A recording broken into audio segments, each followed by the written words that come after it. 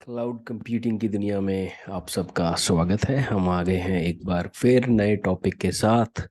और आज का हमारा टॉपिक है AZ-900 फंडामेंटल्स में बेनिफिट्स। पिछले पिछले वीडियो में हमने देखा था अवेलेबिलिटी और स्केलेबिलिटी को। इस इस वीडियो में हम कवर करेंगे रिलायबिलिटी एंड प्रिडिक्टेबिलिटी को।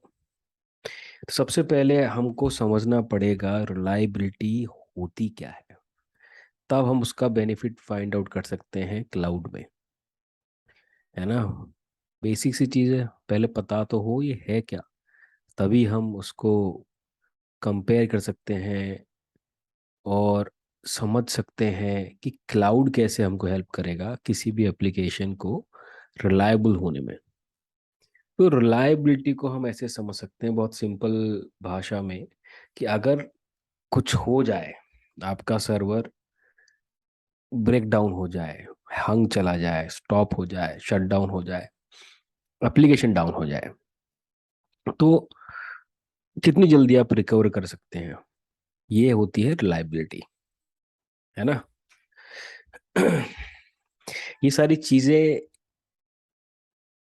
आ, थोड़ी क्लोज हैं एक दूसरे से, जैसे अवेलेबिलिटी है, स्केलेबिलिटी है, बट सूक्ष्म रूप से एक दूसरे से अलग हैं। यहाँ हम बात कर रहे हैं फेलियर से रिकवर होने की, दैट इज रिलायबिलिटी। हम वहाँ बात कर रहे थे कि एप्लीकेशन अवेलेबल रहे, इसलिए हमने दो VM रखी थी। और एक तरफ बात कर रहे थे लोड की, इसलिए स्केलेबिलिटी थी। हम बात कर रहे हैं एप्लीकेशन या सर्वर आपका गया, कितनी जल्दी वो वापस आता है और कितना रिलायबल है ना। और हम इसको वैसे देखें डेफिनेशन इसकी, तो इसकी डेफिनेशन बड़ी सिंपल सी दी है, वो है ability of a system to recover from failures and continue to function. अब किसी भी सिस्टम को रिलायबल बनाने के लिए बहुत सारी चीज़ें, लाइक जो हमने पढ़ा था, अवेलेबिलिटी भी एक तरह से हेल्प कर सकती है, स्केलेबिलिटी भी एक तरह से हेल्प कर सकती है। मोर देन वन VM चल रहे हैं तो ऑब्वियस बात है आपकी एप्लीकेशन रिलायबल होगी, एक गई तो दूसरा आपका हेल्प कर रहा है। बट थोड़ा और डीप चलते हैं तो यहाँ पे मेनली हम दो चीज़ों को कवर करते हैं, जो हम कह सकते हैं एक होता है आपका बैकअप और एक होता है आपका DR। DR होता है डिजास्टर रिकवरी। तो बैकअप की कहानी ऐसी है कि क्लाउड आपको नेटिव बैकअप देता है। अगर आप IS सर्विसेज यूज़ कर रहे हैं, पैस यूज़ कर रहे हैं, तो आपको उसकी कोई चिंता नहीं करनी है। बट आप डिज़ाइन करते वक्त आप देख सकते हो कि आपको कितना बैकअप चाहिए, दिन में 3 बार, 4 बार, 10 बार।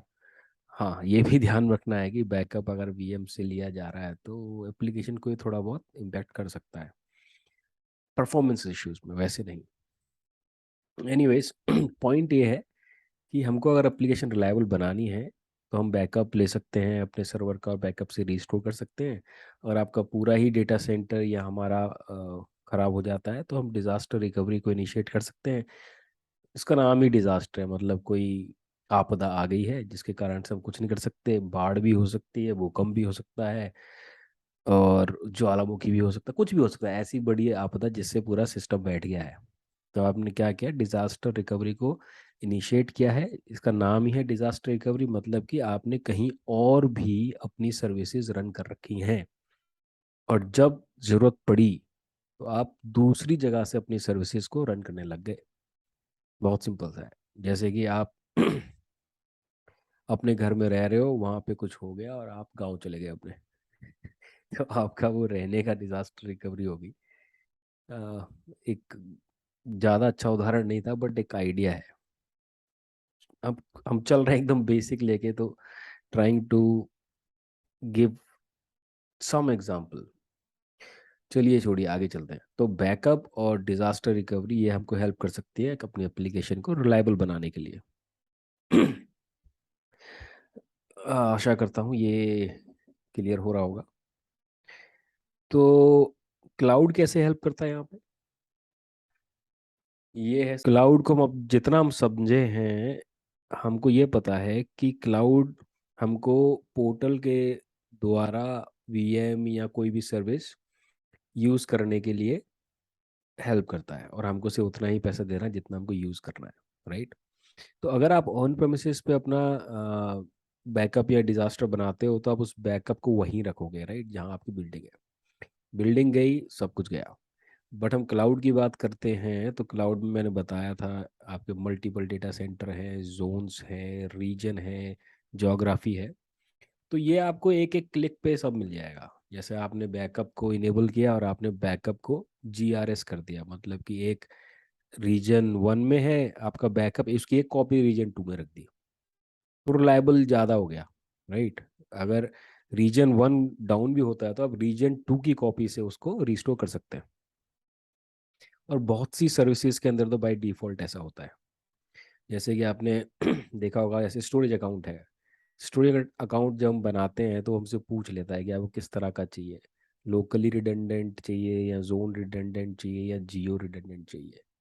तो क्लाउड में पूरी दुनिया में फैला हुआ है, क्लाउड प्रोवाइडर ने हर जगह अपने डेटा सेंटर वो सब बना रखे हैं, और वो हमको पोर्टल के थ्रू वो सर्विस दे रहे हैं। हम बस वहाँ पे क्लिक करके चूज कर सकते हैं, भैया एक हमने इस वाले रीजन बना दिया, एक हमने इस रीजन बना दिया, तो ऑटोमेटिक वो रिलायबल हो जाता है। और सर्विसेज बाय डिफॉल्ट इनबिल्ड उन्होंने ये सारी चीज़ें दे रखी होती हैं कि हम चूज कर सकते हैं, हमें कुछ अलग से करना नहीं है, हम सिर्फ चूज कर सकते हैं कि हमको जीआरएस चाहिए या एलआरएस चाहिए।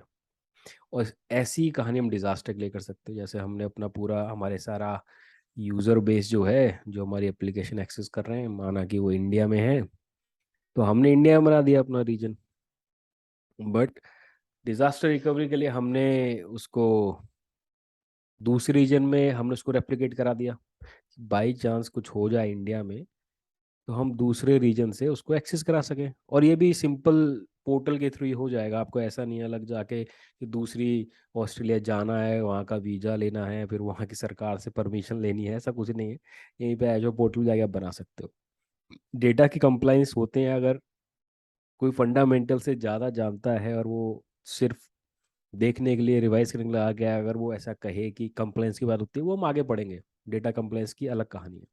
बट यहाँ पे आप कहीं भी किसी भी रीजन को लेके डिजास्टर रिकवरी बना सकते हो, जोन को लेके भी बना सकते हो, और डिजास्टर रिकवरी बनाने के भी सर्विसेज टूल्स आपको दे रखी हैं इसने, क्लाउड वालों ने। ठीक है ना, तो इस हिसाब से बहुत हेल्प करता है अपने आपके एप्लीकेशन को, इंफ्रास्ट्रक्चर को रिलायबल बनाने के लिए। अब बात करते हैं प्रिडिक्टेबिलिटी की। तो प्रिडिक्टेबिलिटी का मतलब क्या? प्रिडिक्टेबिलिटी का मतलब क्या, भैया पहले समझेंगे है क्या, तभी तो हम आगे बढ़ पाएंगे कि क्लाउड कैसे हेल्प करेगा प्रिडिक्टेबल बनाने में। तो प्रिडिक्टेबिलिटी मतलब आप अनुमान लगा रहे हैं क्या होने वाला है फ्यूचर में, प्रिडिक्ट कर रहे हैं, दैट इज प्रिडिक्टेबिलिटी। तो प्रिडिक्टेबिलिटी में क्लाउड कैसे हेल्प करता है, ये है हमारी पूरी कहानी। तो प्रिडिक्टेबिलिटी किस चीज़ की, पहला सवाल तो यही आएगा ना, क्या प्रिडिक्ट करना चाह रहे हो आप, मतलब ऐसा है क्या, क्या जानना चाह रहे हो। तो प्रिडिक्टेबिलिटी हम बात कर रहे हैं, तो प्रिडिक्टेबिलिटी के अंदर दो चीज़ें हैं, एक तो परफॉर्मेंस की, ठीक है, परफॉर्मेंस की क्यों। अब देखा जाए तो पहली बात, अगर हम क्लाउड पे जा रहे हैं तो हमारे पास वो सारे मापदंड हैं जिससे, और सारे हथियार हैं, सारे टूल्स हैं जिससे हम अपने कस्टमर को बेस्ट एक्सपीरियंस दे सकें। तो पहला यूजर एक्सपीरियंस की वजह से परफॉर्मेंस, और दूसरा अगर आप सोचें ध्यान से तो ये पे एज यू गो मॉडल है, कंजम्पशन, राइट। तो कॉस्ट। राइट, हो सकता है कि आपने बड़ी ईवीएम ले ली है और वो यूज में ही नहीं आ रही है, तो आप पैसा तो दे रहे हो बड़ी ईवीएम का, बट यूटिलाइजेशन आपका 5% है। सपोज करते हैं 1,000 रुपये की वीएम है, आप हर महीने 1,000 रुपये दे रहे हो, और उसका यूज है सिर्फ 10%, समझ रहे हो। तो आपका वो कम होके 100 रुपये में आ जाएगा। सिंपल सी बात है, 900 रुपये बच गए आपके महीने के। तो ये प्रोडक्टिविटी की कहानी है। आपके पास क्लाउड है, यानी कि आपके पास दुनिया भर के सामान हैं जो आप यूज़ करके अपने यूज़र्स को सबसे बेहतर बढ़िया परफॉर्मेंस दे सकते हो।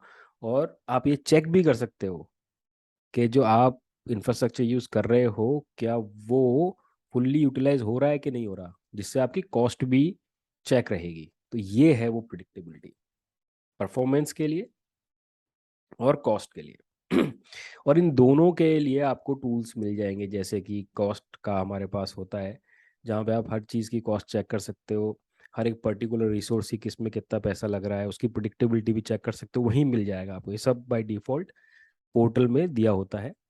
और परफॉर्मेंस भी आप चेक कर सकते हो, ये भी एजोर मॉनिटर के द्वारा आप चेक कर सकते हो। एजोर एडवाइजर भी होता है जो आपको बताया था ऐसे आपकी रिसोर्सेज जो यूटिलाइज नहीं हो रहे हैं, तो ये उस हिसाब से आप आराम से चेक कर सकते हो। तो क्लाउड हमको हेल्प कर देता है इन चीज़ों में, क्योंकि हमारा क्लाउड नेटिव अप्रोच होगा जब हम क्लाउड पे अपनी एप्लीकेशन या इंफ्रास्ट्रक्चर बनाएंगे। तो फिर क्लाउड के ही टूल्स द्वारा हमको वो सारी इंफॉर्मेशन मिल जाएगी, जिससे हम अपने कस्टमर को बेहतर एक्सपीरियंस दे पाएंगे, अपनी एप्लीकेशन को और बेहतर बना पाएंगे, और साथ ही साथ कॉस्ट भी बचा पाएंगे। क्योंकि कॉस्ट एक बहुत बड़ी चीज़ होती है क्लाउड पे, क्योंकि खुला मैदान है, कोई कुछ भी क्रिएट कर देता है, डिलीट नहीं करता है, तो पर समबडी हैज़ टू पे, तो उसका पैसा बढ़ता जाता है। तो इसी के साथ समाप्त करते हैं इस वीडियो को, मिलते हैं नेक्स्ट वीडियो में। तब तक के लिए पढ़ते रहिए, मुस्कुराते रहिए, टेक केयर।